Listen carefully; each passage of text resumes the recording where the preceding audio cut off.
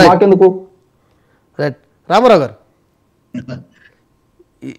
ఏం చెప్తారు? ఈ సిట్టింగ్ల మార్పులు చేర్పులు, వైసీపీలో ప్రకంపనలు, వీటి మీద ఏం కామెంట్ చేస్తారు మీరు?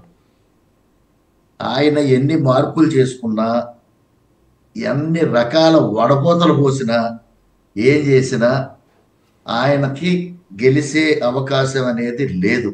ఎందుకంటే వీళ్ళందరినీ మార్చుకోవడం నువ్వు తప్పు చేసి, ముఖ్యమంత్రిగా నువ్వు తప్పు చేసావు.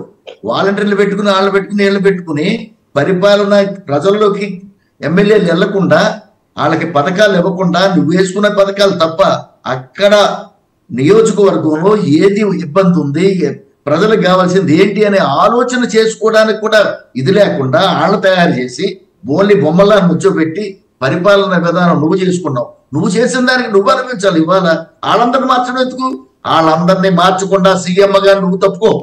నువ్వు తప్పుకుంటే వాళ్ళు ఎవరిని మార్చక్కల, వాళ్ళందరూ కరెక్ట్గానే ఉన్నారు. వాళ్ళు పని చేయడానికి వాళ్ళ చేతులు కట్టావు. వాలంటీర్లు అడ్డం పెట్టారు, లేకపోతే వాలంటీర్లు పెట్టావు. ఇవాళ వాలంటీర్లనే ఎమ్మెల్యేలుగా పెట్టుకో, నీకు సరిపోతుంది కదా. నువ్వు చేసిన తప్పిదానికి వాళ్ళందరి మీద పడడం అనేది తప్పు. సరే, నీ జనం, నువ్వు వచ్చిన వడపోత మోసుకో, ఏమైనా చేసుకో, జల్లెడి పట్టుకో. ఏం పట్టుకున్నా సరే ప్రజలందరూ కూడా డిసైడ్ అయి ఉన్నారు. నీ బట్టలు నొక్కి నొక్కి నొక్కి నొక్కి నొక్కి నీ ఏళ్ళని పట్టిందేమో తప్ప ప్రజలందరూ రెడీగా ఉన్నారు నిన్ను బయటికి పంపించేటటువంటి బటన్ నొక్కడానికి. ఇది మట్టికి వాస్తవం. అంటే నువ్వు చేసిన తప్పిదానికి ప్రజల మీద రుద్దొద్దు, మీ ఎమ్మెల్యేల మీద రుద్దొద్దు. నీకు పరిపాలనా దక్షత అనేది లేదు, పరిపాలనా విధానం నీకు చేత కాదు, ప్రజల యొక్క సమస్యలు నీకు అక్కర్లేదు. చెట్లు కొట్టాలి, పుట్టలు కొట్టాలి తప్ప జనంలోకి నేరుగా వెళ్ళేటటువంటి విధానం ఎక్కడైనా ఉందండి? వెళ్ళలేదు. జనం అంటే భయం. అంటే నువ్వు తప్పు చేస్తున్నావు కాబట్టి జనాలే భయపడుతున్నావు. రైట్ రైట్ రైట్ అండి. రైట్. పుల్లారావు గారు ఏం చెప్తారు? వారం 10 రోజులుగా మీరు అనేక పత్రికలు చూస్తున్నారు, టీవీ చర్చలో కూడా పాల్గొంటున్నారు.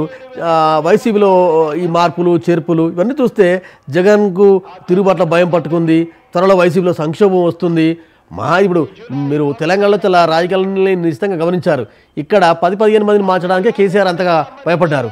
జగన్ 30-40 మందిని మార్చి, 50 మందిని మార్చి